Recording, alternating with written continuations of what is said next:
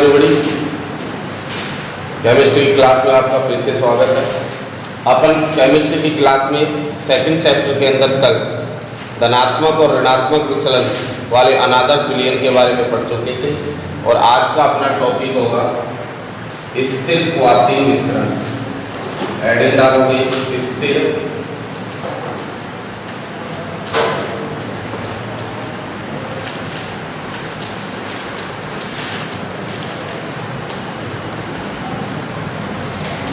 आज का टॉपिक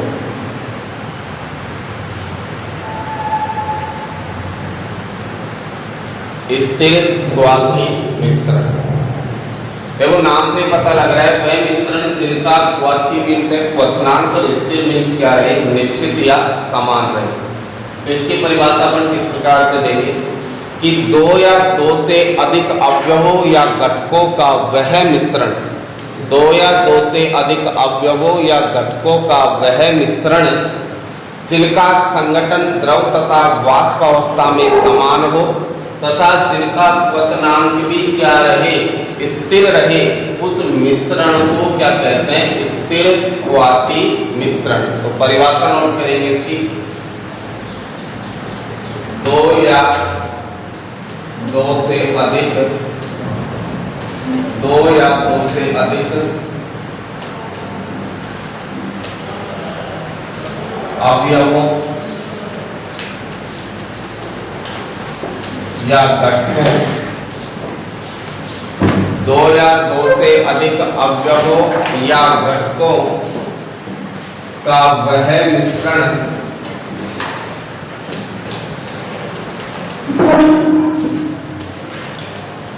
जिनका द्रव तथा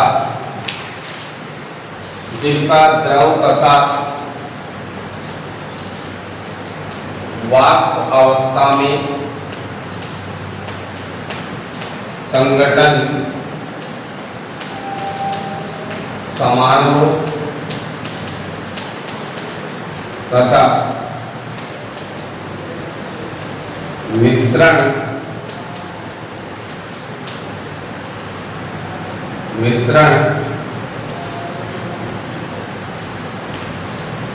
का क्वथनांक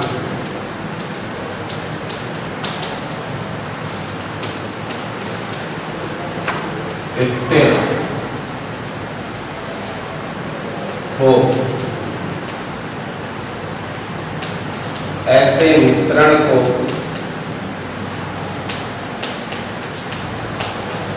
स्थिर क्वाथी मिश्रण कहते हैं। परिभाषा नोट करो।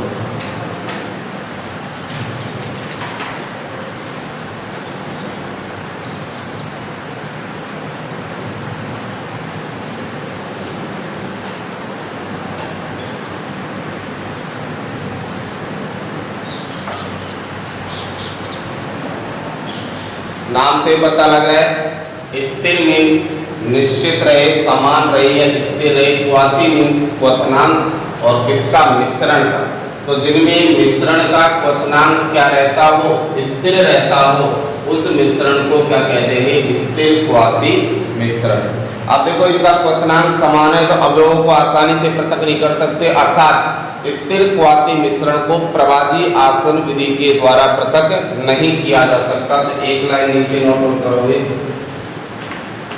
स्थिर क्वाथी मिश्रण को प्रभाजी आसवन विधि द्वारा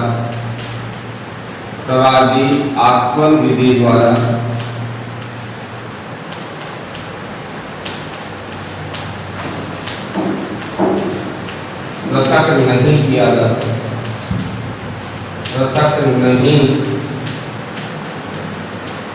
किया जा सकता।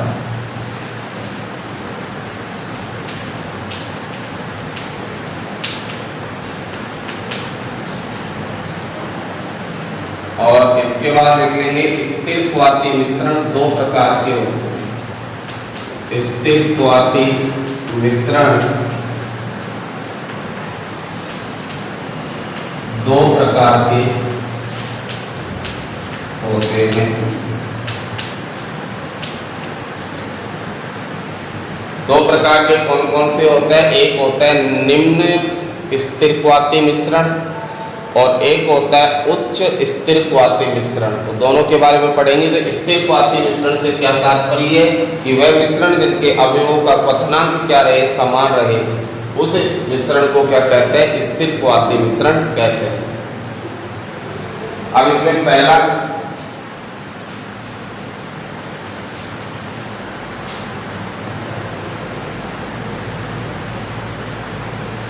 दो प्रकार के होते हैं। दो प्रकार कौन कौन से हैं?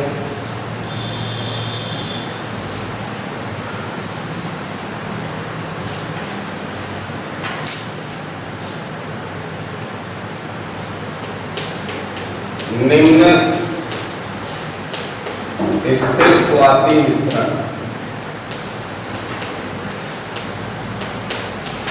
पहला है निम्न स्थिर क्वाथी मिश्रण। पहली आइटम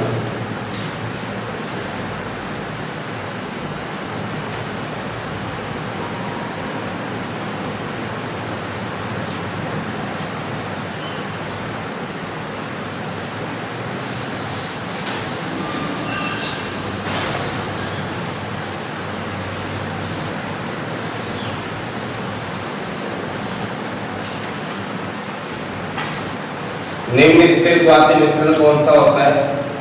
दो प्रकार के होते हैं। एक तो उच्च स्थिर क्वाथी मिश्रण और एक निम्न स्थिर क्वाथी मिश्रण। और ये निम्न वाला होता है, इसको लिख सकते हैं अधिक वाष्पदाबी मिश्रण होता है। इसका वाष्पदाब क्या होता है? अधिक। वाष्पदाब उच्च होता है इसका। इसके अंदर मिश्रण का जो क्वथनांक होता है, निम्न स्थिर क्वाथी मिश्रण में क्या होता है? जो मिश्रण का क्वथनांक होगा, जो उनके अवयवों या घटकों के क्वथनांक से क्या होता है? कम होता है। और कम होने के कारण इसे क्या कह दिया? निम्न स्थिर क्वाथी मिश्रण। निम्न स्थिर क्वाथी मिश्रण में मिश्रण का क्वथनांक उनके अवयवों या घटकों के क्वथनांक से क्या होता है? कम होता है। जबकि उच्च स्थिर क्वाथी मिश्रण में मिश्रण का क्वथनांक उनके अवयवों या घटकों के क्वथनांक से क्या हो जाएगा? अधिक हो जाएगा। इसलिए उसे कह देंगे उच्च स्थिर क्वाथी मिश्रण। निम्न स्थिर क्वाथी मिश्रण में सभी उदाहरण वो आएंगे जो धनात्मक विचलन प्रदर्शित करते हैं, और उच्च स्थिर क्वाथी मिश्रण में सभी उदाहरण वो आएंगे जो ऋणात्मक विचलन प्रदर्शित करते हैं। तो सबसे पहले निम्न स्थिर क्वाथी मिश्रण के बारे में लिखेंगे कि वह इस प्रकार के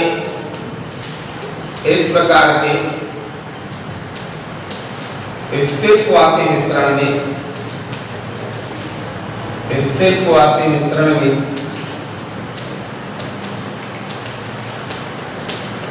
मिश्रण का क्वथनांक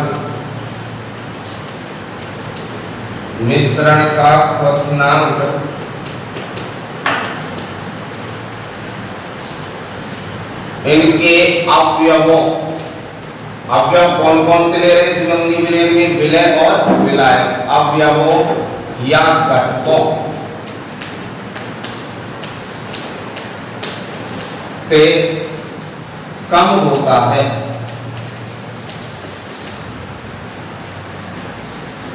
इसलिए इसे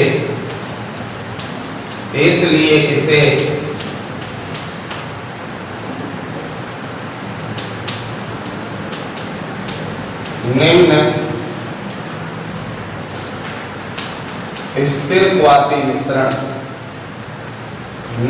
स्थिर क्वाथी मिश्रण कहते हैं।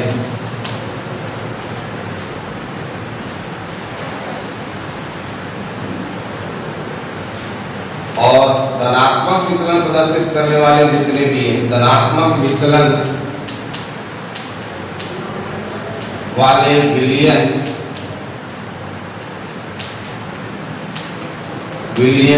या मिश्रण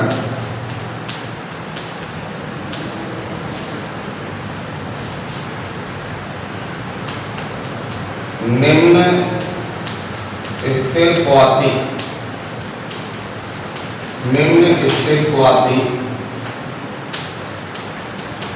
मिश्रण होते हैं। निम्न स्थिर क्वाथी मिश्रण होते हैं। और इसके उदाहरण अपन ने क्या क्या पढ़े थे, धनात्मक वाले थे कि मेथेनॉल प्लस जल, मेथेनॉल प्लस जल, दूसरा का एथेनॉल प्लस जल, एथेनॉल प्लस जल। इस प्रकार से जितने भी धनात्मक विचलन के उदाहरण थे वो सब के सब कौन से क्वाथी मिश्रण के अंदर आएंगे, निम्न स्थिर क्वाथी मिश्रण के अंदर।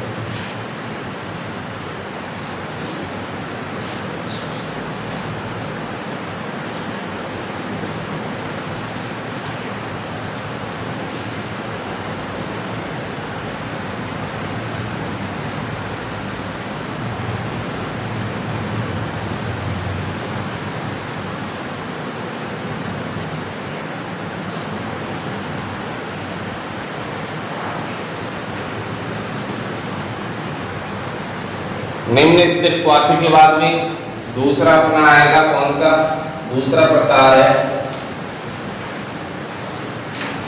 उच्च स्थिर क्वाथी मिश्रण। निम्न वाला अधिक वाष्पदाबी होता था तो उच्च वाला क्या हो जाएगा, कम वाष्पदाबी।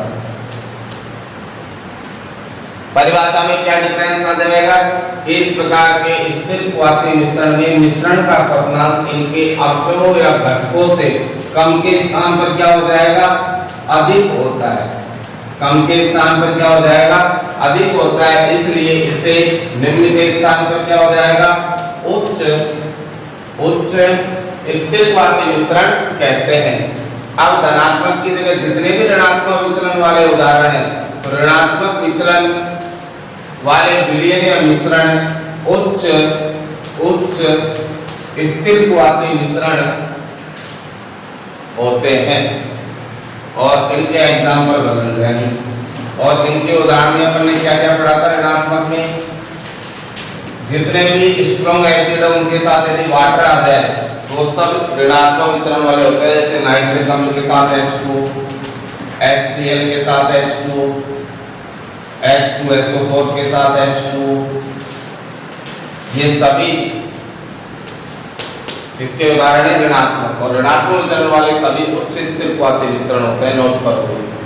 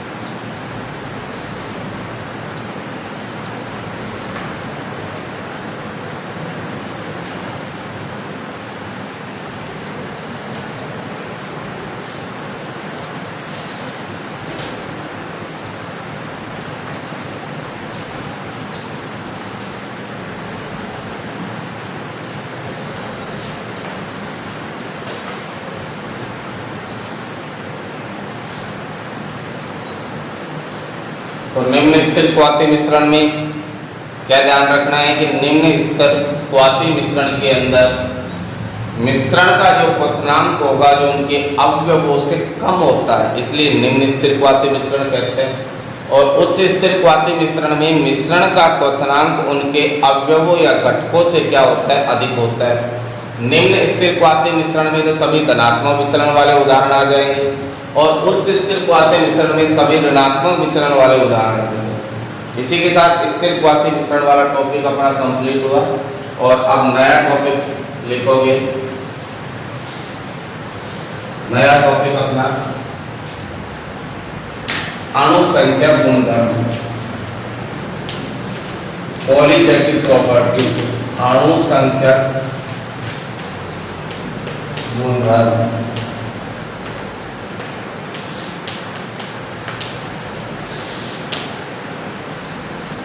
अणुसंख्यक गुणधर्म।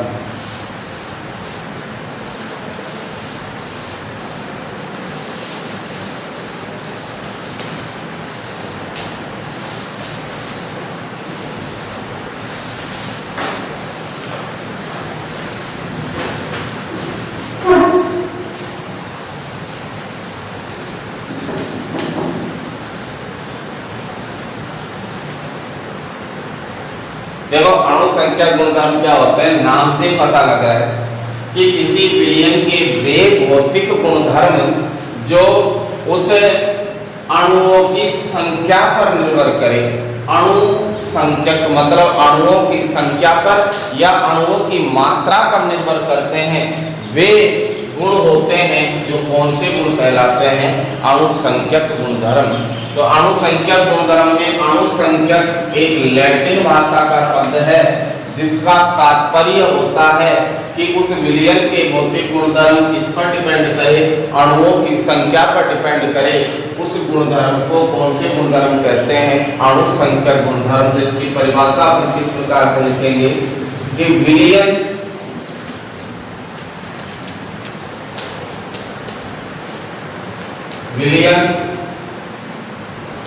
के वे भौतिक गुण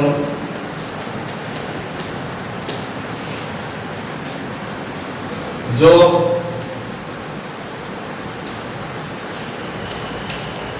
अणुओं की संख्या या मात्रा, अणुओं की संख्या या मात्रा पर निर्भर करते हैं, उनकी प्रकृति पर नहीं, उनकी प्रकृति पर नहीं।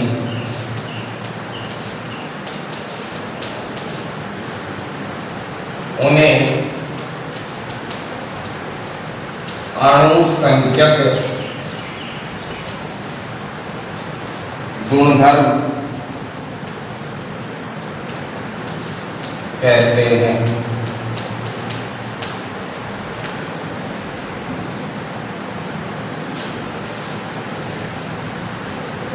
अणुसंख्यक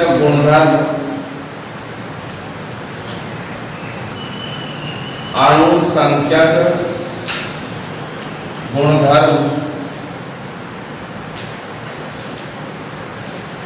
निम्न है।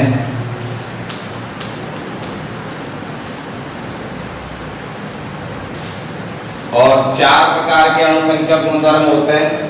पहला है वाष्प दाब में आपेक्षिक अवनमन। वाष्प दाब में आपेक्षिक अवनमन।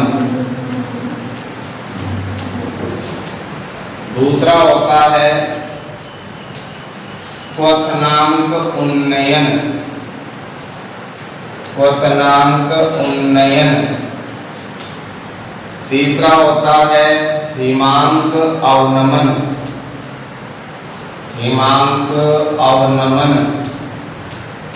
और चौथा अणुसंख्यक कोलिजेटिव प्रॉपर्टी अपनी परासरण दाब। परासरण दाब। तो चार अणुसंख्यक गुणधर्म। ध्यान रखना, केवल परासरण होता है वो अणुसंख्यक गुणधर्म नहीं है। परासरण दाब है जो क्या है आपका अणुसंख्यक गुणधर्म। तो अणुसंख्यक गुणधर्म में नाम से पता लग रहा है अपन को कि वे भौतिक गुणधर्म जो विलयन के किस पर डिपेंड करे, अणुओं की संख्या पर निर्भर करे या अणुओं की मात्रा पर निर्भर करे, उन गुणधर्मों को क्या कहेंगे, अणुसंख्यक गुणधर्म। और किसी भी विलयन के मुख्यतः कितने अणुसंख्यक गुणधर्म होते हैं, चार। और चार कौन कौन से हैं, वाष्प दाब में आपेक्षिक अवनमन, क्वथनांक में उन्नयन, हिमांक में अवनमन और चौथा कौन सा है, परासरण दाब। इन चारों के बारे में अपन अध्ययन करेंगे, जिसमें सबसे पहला डालेंगे वाष्प दाब में आपेक्षिक अवनमन।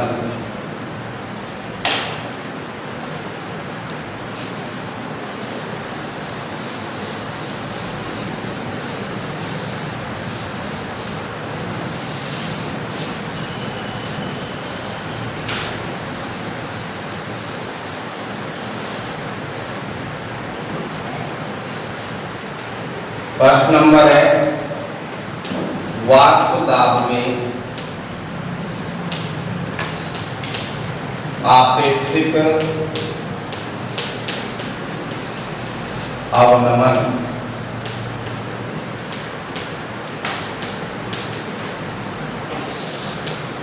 ये टॉपिक उनके समझ में आएगा जिन्होंने पिछली क्लास देखी होगी वीडियो के अंदर। देखो वाष्प दाब में आपेक्षिक अवनमन अपन किस प्रकार से राउले के नियम से ज्ञात करेंगे, और अवाष्पशील विलयित विलयन के लिए अपन ने राउले का नियम पढ़ा था। उसके अंदर क्या था, ध्यान से लिखना नहीं है, केवल समझना है पहले कि जब किसी अवाष्पशील विलय को शुद्ध विलायक में मिला दिया जाए तो उसके वाष्प दाब में क्या आ जाती है, कमी आ जाती है, और वाष्प दाब में होने वाली जो कमी होती है उसे कहते हैं वाष्प दाब अवनमन। अवनमन का मतलब होता है कमी। तो वाष्प दाब में होने वाली उस कमी को किस नाम से जाना जाता है, वाष्प दाब अवनमन। लेकिन इसमें एक शब्द और जुड़ गया, आपेक्षिक। तो आपेक्षिक अवनमन किस प्रकार से ज्ञात करेंगे, तो हम सबसे पहले यहाँ पर जानते हैं कि राउले के नियम से, राउले के नियमानुसार, केवल समझना है, राउले के नियमानुसार जब किसी शुद्ध विलायक में, शुद्ध विलायक में अवाष्पशील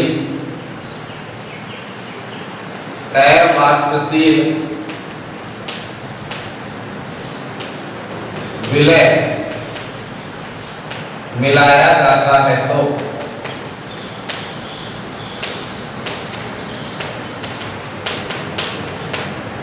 तो विलयन का वाष्प दाब, तो विलयन का वाष्प दाब विलायक या शुद्ध विलायक की तुलना में, शुद्ध विलायक की तुलना में, शुद्ध विलायक की तुलना में कम हो जाता है, जिसे वाष्प दाब अवनमन कहते हैं, जिसे वाष्प दाब अवनमन कहते हैं। ये परिभाषा पहले लिख चुके थे अपन, वाष्प दाब अवनमन कहते हैं। फिर राउले ने क्या बताया कि क्या कारण रहा कि अवाष्पशील विलय को मिलाने पर वाष्प दाब में कमी आई। तो राउले के नियम के अनुसार अपन ने लिखा था, राउले के अनुसार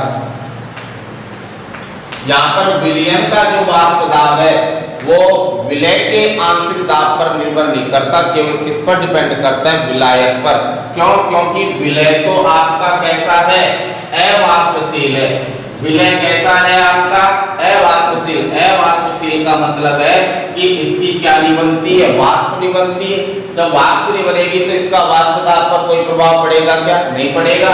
अर्थात यहाँ जो विलयन का कुल वाष्प दाब होता है जो केवल शुद्ध विलायक के आंशिक दाब पर निर्भर करता है, विलय के आंशिक दाब पर निर्भर नहीं करता है। तो राउले के अनुसार अपन ने लिखा था P टोटल P कुल इज इक्वल टू, बताओ यहाँ पर कुल वाष्प दाब है जो विलय पर निर्भर करेगा क्या, नहीं करेगा, क्योंकि विलय अपना कैसा है, अवाष्पशील। केवल किसके आंशिक दाब पर निर्भर करेगा, विलायक पर निर्भर करेगा। और विलायक के आंशिक दाब को अपन ने किससे डिनोट किया था, PA से। यहाँ PA का मतलब, यहाँ PA बराबर है विलायक का आंशिक दाब। PA का क्या तात्पर्य है, यहाँ विलायक का आंशिक दाब। तो ये लाइन भी आप लिखना चाहो तो लिख सकते हो कि यहाँ विलयन का जो कुल वाष्प दाब है जो विलय के आंशिक दाब पर निर्भर नहीं करता, केवल किस पर निर्भर करेगा, विलायक के आंशिक दाब पर। क्यों नहीं करेगा विलय के आंशिक दाब पर, क्योंकि विलय अपना कैसा है, अवाष्पशील। अवाष्पशील का तात्पर्य है कि विलय की क्या नहीं बनती है, वाष्प नहीं बनती है, और वाष्प नहीं बनेगी तो इसका वाष्प दाब पर कोई प्रभाव नहीं पड़ेगा। इसलिए यहाँ पहले तो अपन जब वाष्पशील विलय होता था तो विलय और विलायक दोनों को जोड़कर कुल दाब निकालते थे Pa प्लस Pb, लेकिन यहाँ केवल किस पर डिपेंड करेगा, Pa पर करेगा। तो यहाँ कुल वाष्प दाब है जो किस पर डिपेंड कर रहा है, Pa पर। और हम पहले जानते हैं कि राउले के नियम से, राउले के नियम से आप पढ़ चुके थे, Pa बराबर होता था P naught A x A। तो यहाँ अपन Pa के स्थान पर क्या रख सकते हैं, P naught A x A। तो P टोटल या P कुल इज इक्वल टू आपके पास आ जाएगा P naught A x A। अब इसके बाद हम जानते हैं कि विलय और विलायक के टोटल या कुल मोल भिन्न की वैल्यू कितनी होती थी, 1 XA plus XB is equal to 1। तो यहाँ से अपन किसका मान निकाल कर रख सकते हैं, XA का। तो हम जानते हैं कि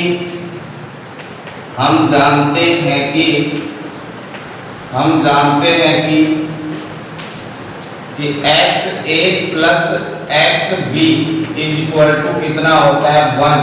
तो XA की वैल्यू निकाले तो हो जाएगा 1 माइनस XB, और X इसे इक्वेशन नंबर डाल दो फर्स्ट, और इक्वेशन फर्स्ट में आप किसकी वैल्यू रख दो, XA की। तो मैं यहाँ लिख रहा हूँ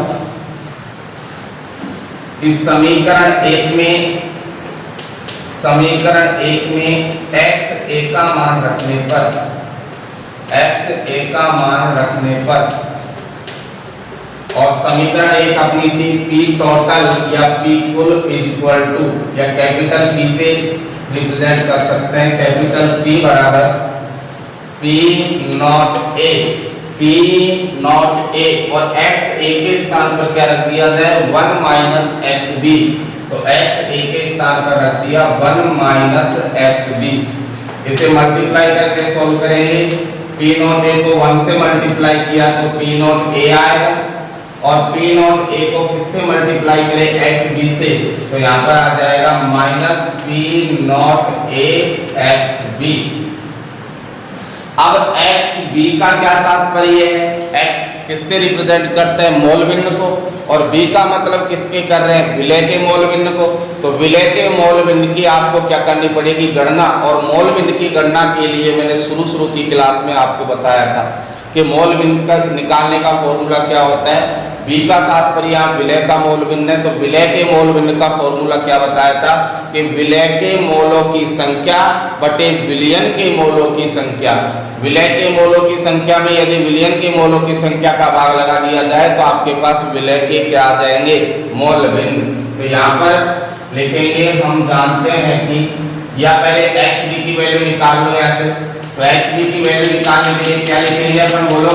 यहाँ पर XB, इसको मैंने ऐसे लिख दिया minus P naught A XB, और यहाँ पर था P पहले से ही, और इस P नॉट A प्लस में था, इस तरह भेजूंगा तो किसमें चले जाएगा, माइनस में।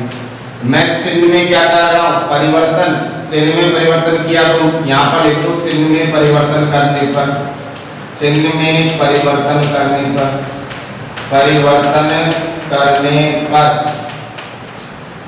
तो माइनस के स्थान पर क्या हो जाएगा, plus P naught A XB। ये माइनस का था वो किस में हो जाएगा, प्लस में, और प्लस वाला किस में हो जाएगा, माइनस में। मैं वैल्यू निकाल रहा हूँ यहाँ से किसकी, XB की। तो XB इक्वल टू, ये मल्टीप्लाई में इसके साथ में दूसरी तरफ भेजूंगा तो किसमें चलेगा, डिवाइड में। तो मैंने यहाँ दूसरी तरफ भेजा तो ये चले गया किसमें, भाग में। यहाँ तक इसे उतारोगे, इसके बाद आगे समझोगे। नोट करो।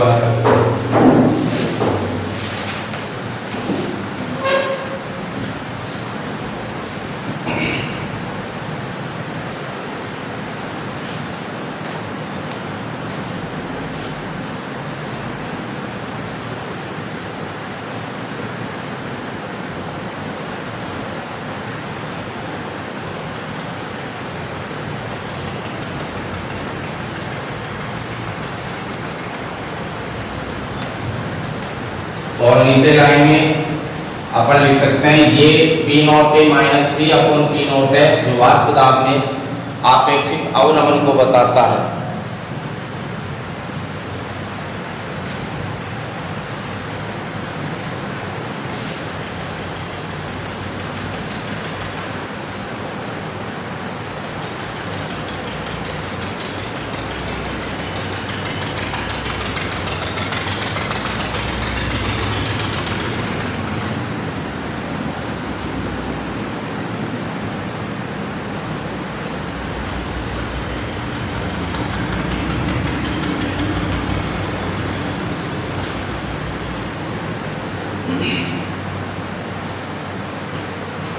केवल इसे दोबारा समझते जाओ। रावले के नियम से अपन ने पढ़ा था कि अवाष्पशील विलय मिला दिया जाए तो कुल वाष्प दाब होता है, जो केवल शुद्ध विलायक के आंशिक दाब पर निर्भर करता है। तो पी कुल इज इक्वल टू अपन ने लिख दिया पी ए, और पी ए की वैल्यू अपन ने रावले के नियम से निकाल ली थी पी नॉट ए एक्स ए। तो पी ए के स्थान पर रख दिया पी नॉट ए एक्स ए। हम जानते हैं कि विलय और विलायक के टोटल मोल भिन्न की वैल्यू कितनी होती है, एक। तो x a की वैल्यू निकालोगे तो क्या हो जाएगा 1 माइनस एक्स बी। ये x a का मान इस इक्वेशन नंबर किस में रख दिया, फर्स्ट में। तो यहाँ पर x a के स्थान पर रख दिया 1 माइनस एक्स बी। इसे मल्टीप्लाई किया तो p नॉट a को 1 से मल्टीप्लाई करेंगे तो p नॉट a, फिर p नॉट a को x b से करेंगे तो p naught a x b। यहाँ पर अपन x b की वैल्यू निकालना चाहते हैं, तो ये माइनस वाली वैल्यू मैंने ऐसे कैसे रख दी, ये p दूसरी तरफ था ऐसे कैसे रख दिया, p नॉट है यहाँ पर प्लस में, मैं इसको इस तरफ भेजूंगा तो ये इसमें आ गया माइनस में। अपन ने चिन्ह परिवर्तन किया तो माइनस के स्थान पर प्लस हो गया, ये माइनस का था वो प्लस में हो गया, और प्लस वाला था वो किसमें हो गया, माइनस में। वैल्यू किसकी निकाल रहे हैं, एक्स बी की। तो एक्स बी बराबर p not A minus p, ये p नॉट ए मल्टीप्लाई में था किसमें आ जाएगा, यहाँ तक बता दिया था आपको। एक्स बी की वैल्यू निकाली, तो एक्स बी की वैल्यू निकालेंगे तो P naught A minus P, और ये पी नॉट ए डिवाइडेशन में चले जाएगा। देखो यहाँ P naught A minus P ये तो बताता है वाष्प दाब अवनमन को। वाष्प दाब अवनमन का आप पीछे कॉपी में देखोगे ये फॉर्मूला लिखाया था P naught A minus P. तो पी नॉट ए तो वहां पर था शुद्ध विलायक का वाष्प दाब, और पी वहां पर था विलयन का वाष्प दाब। तो शुद्ध विलायक के वाष्प दाब में से अपन ने विलयन के वाष्प दाब को घटाया था, तो वो था आपका क्या, वाष्प दाब अवनमन। लेकिन उसमें शुद्ध विलायक के वाष्प दाब का भाग लगा दोगे तो वो आपका कहलाएगा वाष्प दाब में आपेक्षिक अवनमन। तो ये पूरी वैल्यू है ये वाली, ये किसको डिनोट करती है, वाष्प दाब में आपेक्षिक अवनमन को। और वाष्प दाब का आपेक्षिक अवनमन किसके बराबर आ रहा है, एक्स बी। एक्स का मतलब मोल अंश या मोल भिन्न, और बी का मतलब किसका, विलय का। तो अपन क्या लिख सकते हैं कि वाष्प दाब का आपेक्षिक अवनमन विलय के मोल अंश या मोल भिन्न के क्या होता है, बराबर होता है। तो इसी के साथ आगे अपन इसके लिखेंगे,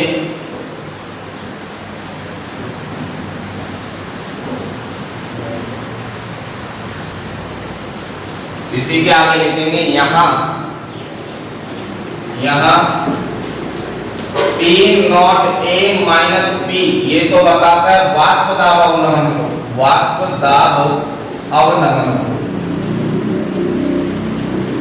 और P naught A minus P upon P naught A वाष्प दाब में आपेक्षिक अवनमन को बताता है, वाष्प दाब में आपेक्षिक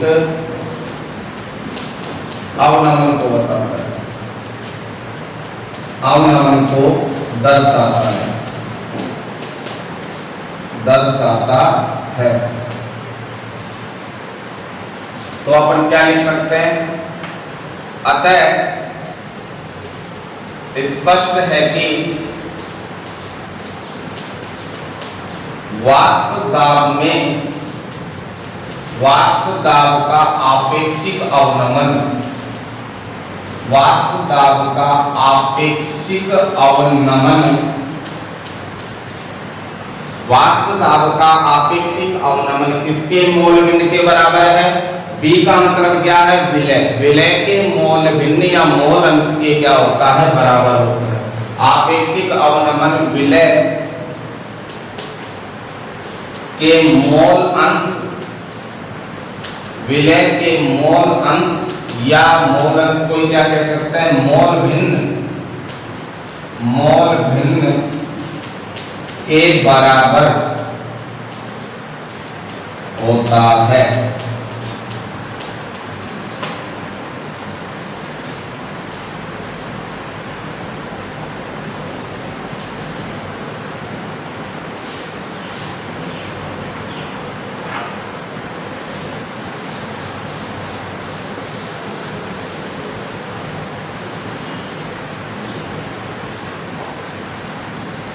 अब इसके बाद यदि आपको मोलर द्रव्यमान की गणना करनी हो, विलय के मोलर द्रव्यमान की या अवाष्पशील विलय के मोलर द्रव्यमान की गणना, तो उसके लिए किस प्रकार से फॉर्मूला अपन रिजनरेट करेंगे।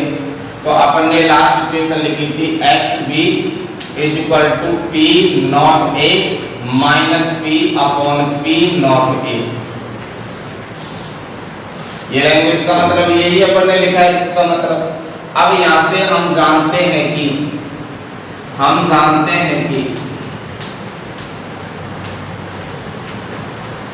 xb का मतलब है विलय का मोल भिन्न,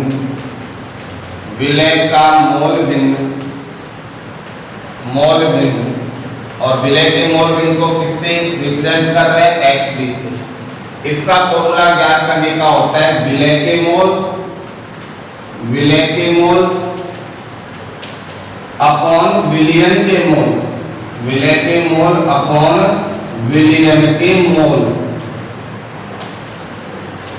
तो xb बराबर मोलों की संख्या को किससे लिखते हैं, n से, और विलय के लिए कौन सा b, और विलायक के लिए क्या ले रहे थे, a काम में ले रहे थे, तो विलय के मोल को तो मैंने किससे लिख दिया, nb से, और विलयन में विलय और विलायक दोनों आते हैं, उसके स्थान पर मैं लिख दूं Na प्लस के क्या nb। इस वाली लास्ट वाली इक्वेशन को डाल देना, इक्वेशन नंबर 2। अपन ने यहां से xb बराबर लिख दिया nb अपॉन Na प्लस के क्या nb। देखो इधर, अब अपन मोलों की संख्या ज्ञात करने का फॉर्मूला जानते हैं, मोलों की संख्या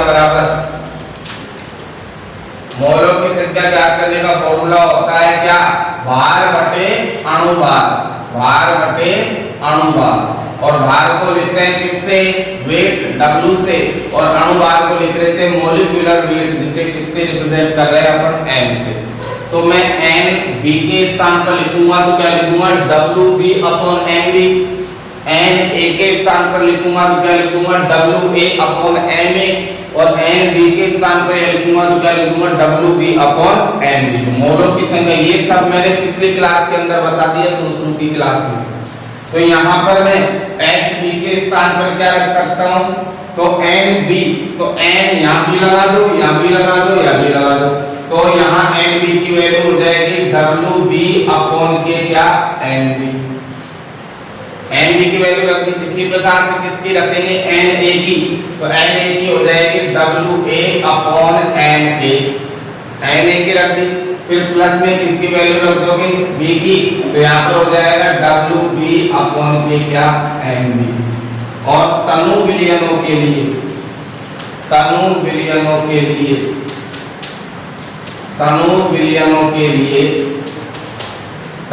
होते हैं, तनु विलयन का मतलब जिसमें विलय की मात्रा बहुत क्या हो, कम, और विलय जिसको रिप्रेजेंट कर रहे हैं b से, तो उस कंडीशन में तनु विलयनों में क्या होता है, WA upon ma is greater than upon WB upon nb। ये तो विलय का मोल है, ये तो किसके मोल है, विलय के मोल, और ये किसके मोल है, विलायक के मोल।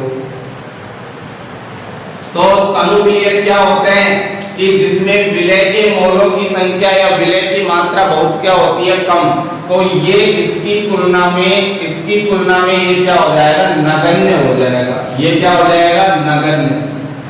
तो इसे नगण्य मान लेंगे, तो xb तुम्हारे पास ऊपर तो आ गया WB अपॉन के क्या nb, और नीचे तुम्हारे पास ये नगण्य हो गया, तो तुम्हारे पास क्या बचा, WA अपॉन के क्या ma, और इसे डाल दो इक्वेशन नंबर क्या 3, और इक्वेशन 3 से xb का मान किसमें रख दो, इक्वेशन नंबर सेकंड में।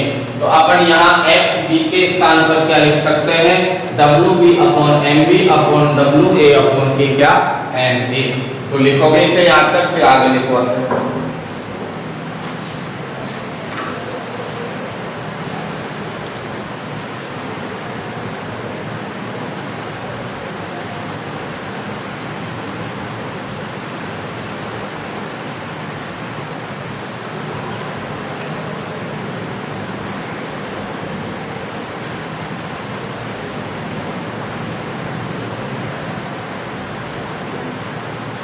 जो बीच क्लास में वीडियो देखेगा उसके बिल्कुल समझ में नहीं आएगा। इस टॉपिक को समझने के लिए पिछली क्लास की वीडियो देखें।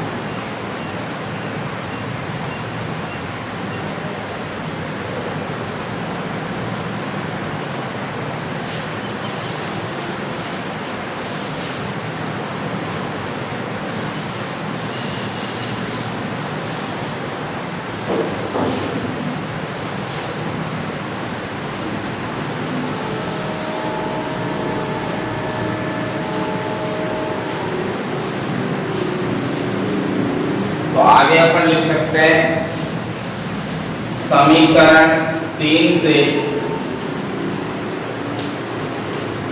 एक्स बी का मान समीकरण 2 में रखने पर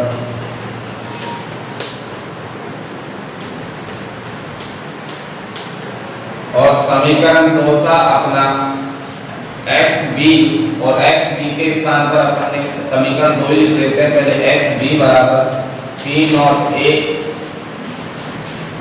minus P upon P naught A, और एक्स बी का मान अपन ने रख दिया W B upon N B.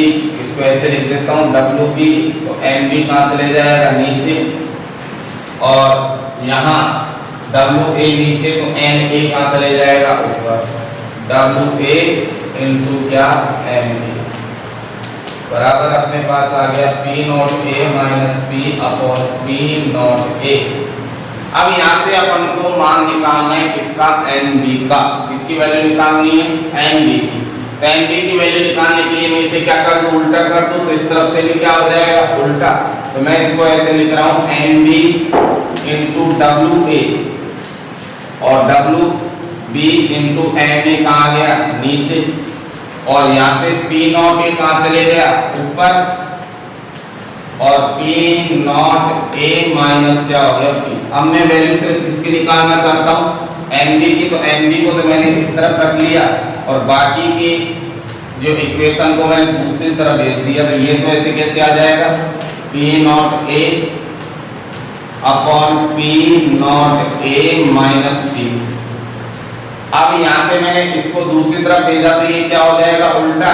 तो डब्ल्यू बी तो कहाँ चले गया ऊपर, W B into N A upon W A कहाँ जाएगा नीचे। ये आपका फॉर्मूला बन गया, और इसे डाल दो इक्वेशन नंबर 4, और इसमें लिख सकते हैं समीकरण 4 की सहायता से, समीकरण 4 की सहायता से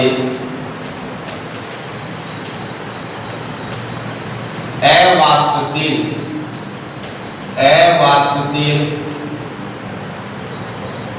विलय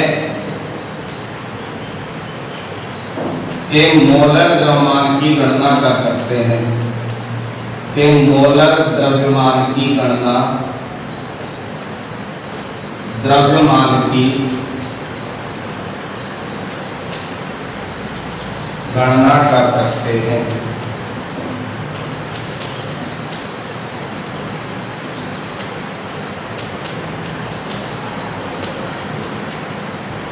ये आपका वाष्प दाब में आपेक्षिक अवनमन का पहला अनुसंख्या गुणधर्म कंप्लीट हो।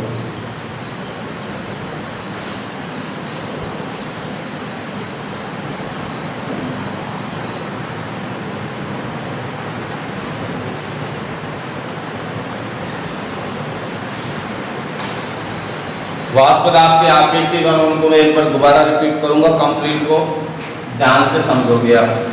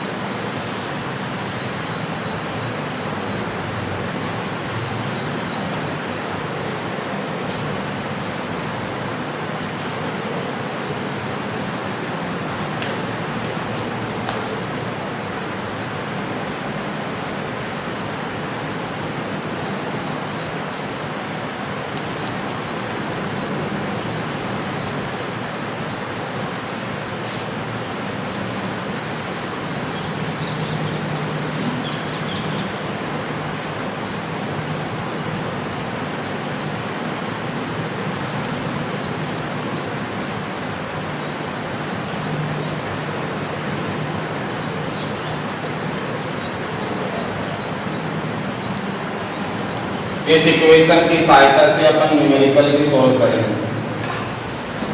अवाष्पशील विलय के मोलर द्रव्यमान की गणना करने का फॉर्मूला आपको आना चाहिए, इसी की सहायता से न्यूमेरिकल पूछे जाते हैं। तो एक बार कंप्लीट में शुरू से वाष्पशील विलय को जब मिला दिया जाए, अवाष्पशील विलय को जब शुद्ध विलायक में मिला दिया जाए तो उसके वाष्प दाब में कमी आ जाती है, जिसे तो वाष्प दाब अवनमन कहते हैं। और वाष्प दाब अवनमन की सहायता से आपेक्षिक अवनमन निकालने का क्या तरीका है वो अपन में। तो शुरू से देखोगे एक बार, अपना टॉपिक था वाष्प दाब में आपेक्षिक अवनमन। वाष्प दाब में आपेक्षिक अवनमन, आपेक्षिक अवनमन। देखो वाष्प दाब में आपेक्षिक अवनमन के लिए आपको राउले का नियम पिछली क्लास के अंदर बताया था। और आपेक्षिक अवनमन मतलब वाष्प दाब में कमी कब आती है, जब शुद्ध विलायक में आप किसको मिला दोगे, अवाष्पशील विलय को। और राउले के नियम से अपन ने लिख लिया था कि किसी भी घटक का जो आंशिक दाब होता है वो बराबर होता है P naught A x A। जिनको नहीं पता वो लिख लोगे कि यहाँ ये स्मॉल pa है, वो तो बताता है विलायक के वाष्प दाब को। जिनको जो चीज पता नहीं है कि यहाँ A का मतलब क्या है, B का मतलब क्या है, वो लिख लेना, नोट कर लेना साथ में ही। ये है विलायक का वाष्प दाब, विलायक का वाष्प दाब P नॉट A, शुद्ध विलायक का वाष्प दाब। ये सॉरी वाष्प दाब नहीं है, विलायक का आंशिक दाब है। स्मॉल p है जो आंशिक दाब को बताता है, आंशिक दाब। और P नॉट A वो है शुद्ध विलायक का वाष्प दाब, शुद्ध विलायक का वाष्प दाब। और XA है, XA है जो है विलायक का मोल या मोल अंश, विलायक का मोल अंश या मोल में कुछ भी नहीं। ये कहां से निकालना, राउले के नियम से। और जब अवाष्पशील विलय मिलाओगे तो जो कुल वाष्प दाब होता है P कुल P टोटल, वो केवल किस पर डिपेंड करता है, विलायक के आंशिक दाब पर डिपेंड करता है। तो ये भी अपन ने राउले के नियम में पढ़ लिया था, P टोटल बराबर स्मॉल pa। और स्मॉल pa के स्थान पर अपन क्या लिख देंगे, P कुल is equal to P naught A x A। यहाँ तक समझ में आया, यहाँ तक किसी कोई समस्या। P टोटल बराबर ये Pa की वैल्यू अपन ने यहाँ से रख दी, और ये कहाँ से आया था, राउले के नियम से। इसे डाल दिया अपन ने समीकरण नंबर 1। इसके बाद हम जानते हैं कि कि टोटल मोल भिन्न होता है x a plus x b, मतलब विलय और विलायक का मोल भिन्न फिक्स है, कितना होता है 1 होता है। ये सदैव आपको ध्यान रखना है। और यहाँ से x a की वैल्यू यदि अपन निकाले तो x a बराबर क्या आ गया था 1 minus x b। x b को इस तरफ भेज दिया, किसमें आ गया माइनस में, और ये किसकी वैल्यू आ गई x a की। अब ये x a का मान किसमें रख देंगे, समीकरण 1 में रख दो, तो तुम्हारे पास p बराबर टोटल अपन ने कैपिटल P से इधर प्रदर्शित कर दिया, तो p कुल इक्वल टू तुम्हारे पास क्या आ गया बताओ, p नॉट a की जगह तो p नॉट a रख दो और x a के स्थान पर क्या रख दूं 1 माइनस x b, इसे मैं मल्टीप्लाई कर दूं तो यहाँ p बराबर तुम्हारे पास आ गया p नॉट a को 1 से मल्टीप्लाई करोगे तो p नॉट a ही आएगा, और p नॉट a को x b से मल्टीप्लाई किया तो तुम्हारे पास आ गया p naught a x b। इसे डाल दिया इक्वेशन नंबर सेकंड, या इक्वेशन सेकंड में डालो तो पहले यहाँ से किसके मान निकाल लो x b का। अब देखो आगे से किस प्रकार से सोल्व करेंगे। इसके बाद अपन यहाँ से वैल्यू निकालना चाहते हैं x b की, तो x b की वैल्यू निकालने के लिए आप क्या करोगे, देखो यार यहाँ से इस समीकरण में ये था माइनस के p नॉट a और x b, और यहाँ पर से इस p नॉट a को इस तरफ भेजूंगा तो इसे ये किस तरफ किसमें चले जाएगा माइनस में, तो बराबर में p पहले से था ये वाला और ये प्लस का इस तरफ भेज दिया तो ये किसमें आ गया माइनस में। चिन्ह परिवर्तन कर देंगे तो माइनस के स्थान पर तो क्या हो गया plus p naught a x b, पहले माइनस का था p नॉट a, अब इसको मैंने किसमें लिख दिया प्लस में, और पहले p किसका था प्लस का, अब इसको मैंने किसमें लिख दिया माइनस में। मान किसका निकालना है x b का, तो x b बराबर तुम्हारे पास क्या आ गया p naught a minus p upon p naught a। ये इक्वेशन है, ये वाला मान है जो आपको बताता है वाष्प दाब में आपेक्षिक अवनमन को। तो ये किसको प्रदर्शित करता है, वाष्प दाब में आपेक्षिक अवनमन को, आपेक्षिक अवनमन को। और ये समीकरण क्या प्रदर्शित करती है कि वाष्प दाब में जो आपेक्षिक अवनमन है वो किसके बराबर है xv के। xv का मतलब किसका मोल भिन्न, विलय के मोल भिन्न के बराबर होता है, विलय के किसके बराबर होता है मोल भिन्न के बराबर। और ये लाइन अपन ने नीचे लिखा रखी है इसी इक्वेशन के नीचे। इस समीकरण से स्पष्ट होता है कि वाष्प दाब में आपेक्षिक अवनमन विलय के मोल भिन्न के बराबर होता है। यहाँ तक किसी कोई समस्या। अब देखो इसके बाद में क्या है, अपन ने यहाँ तक तो वाष्प दाब में आपेक्षिक अवनमन की गणना कर ली, लेकिन यदि आपको अवाष्पशील विलय के मोलर द्रव्यमान की गणना करनी है तो इसी समीकरण को अपन को आगे बढ़ाना होगा। अब जो समीकरण अपन आगे बढ़ा रहे हैं वो किसके लिए बढ़ा रहे हैं, क्योंकि अपन को किसकी गणना करनी है अवाष्पशील विलय के मोलर द्रव्यमान की गणना करनी है।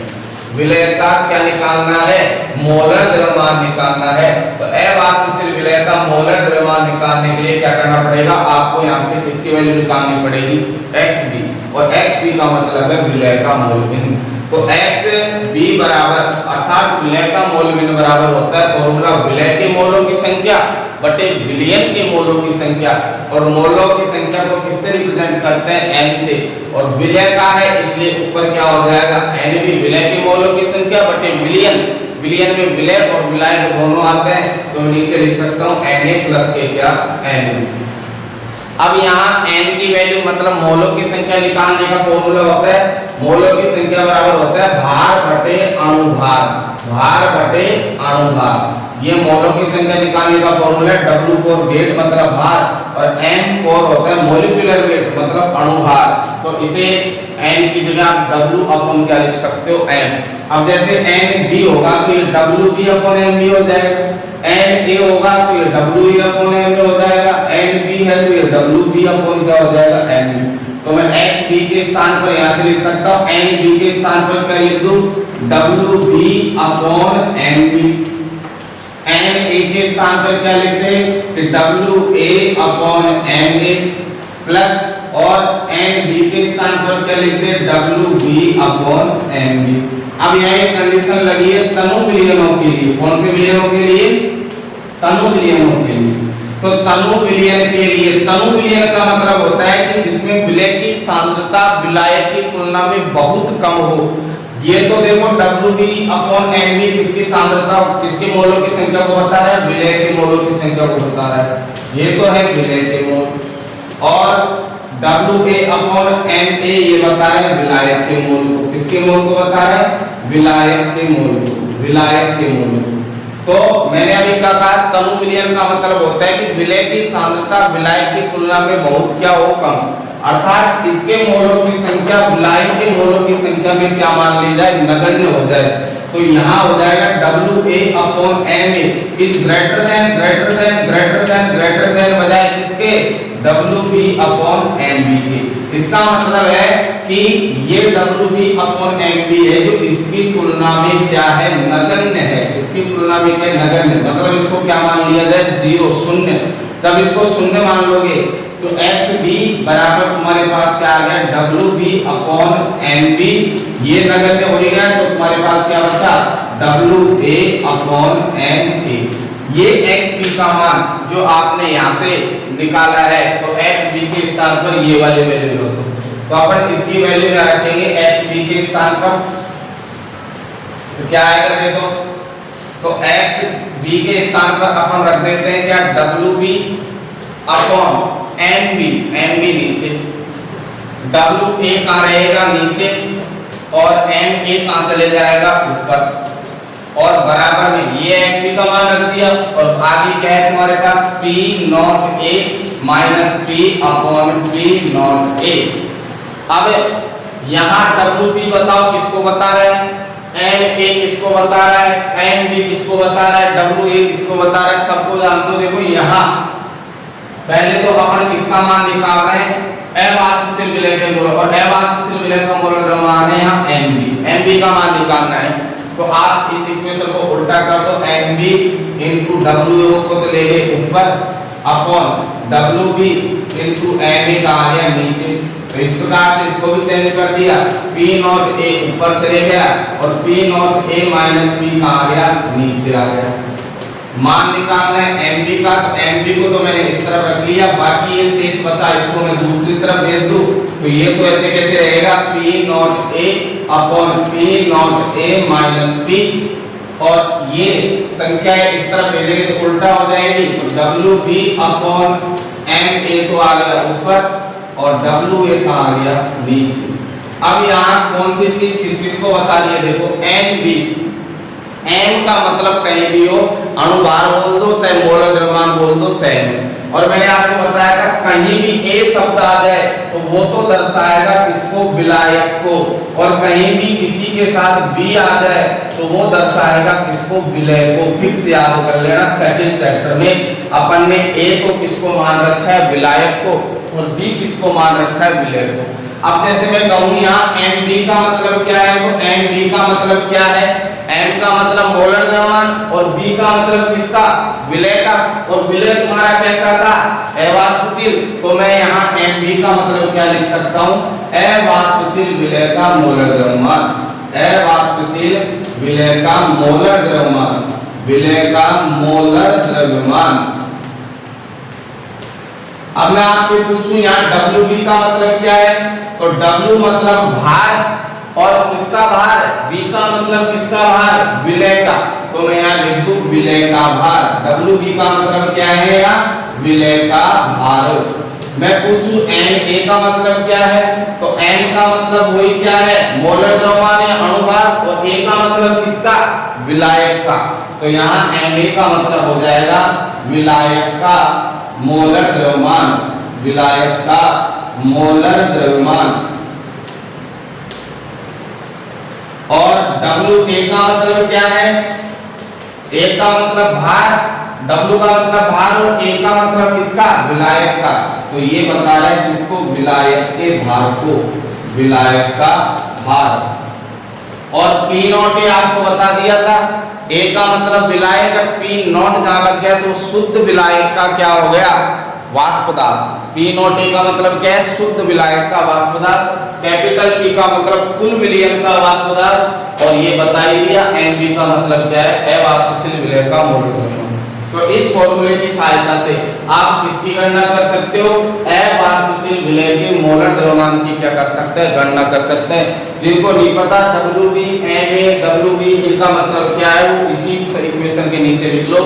MB क्या है, WB क्या है, MA क्या है, WA क्या है।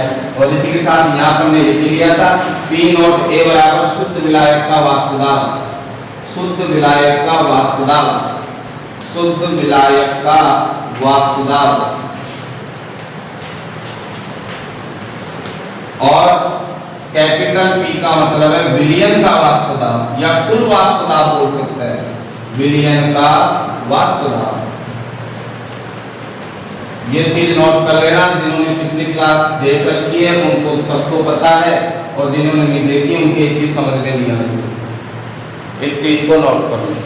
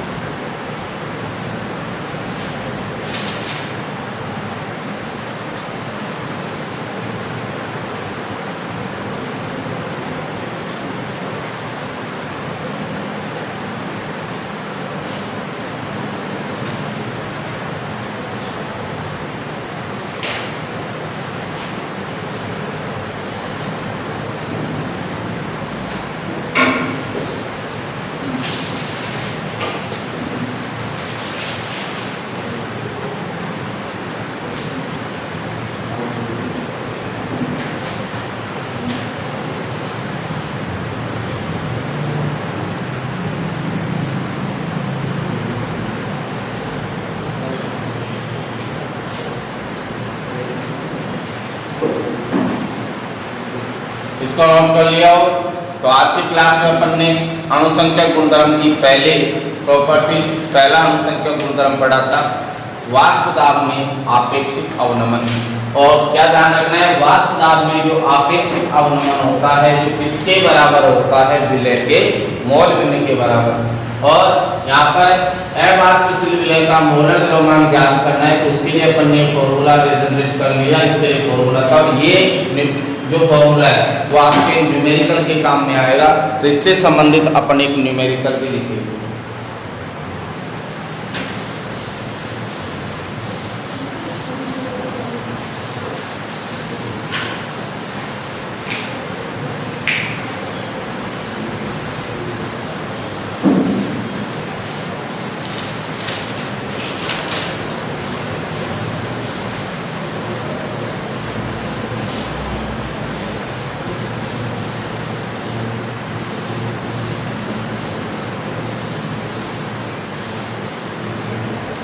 तो न्यूमेरिकल पर चर्चा अपन नेक्स्ट क्लास में करेंगे।